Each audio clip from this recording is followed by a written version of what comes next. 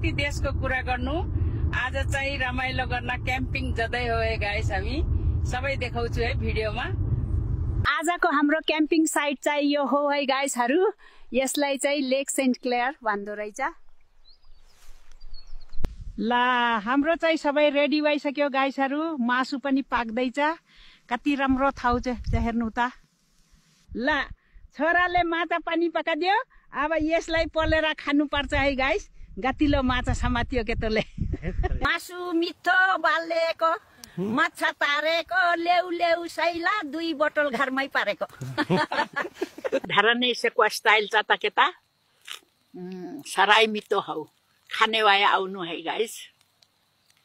गाउँ घरमा हिड्ने बानी लागेको मासु पचाउन यसो हिड्दै हो है गाइस। तपाईहरु पनि आउनु पर्यो यो बुद्धि मान्छेको साथी। बेलुकाको रमझममा चाउ है गाइस हामीहरु।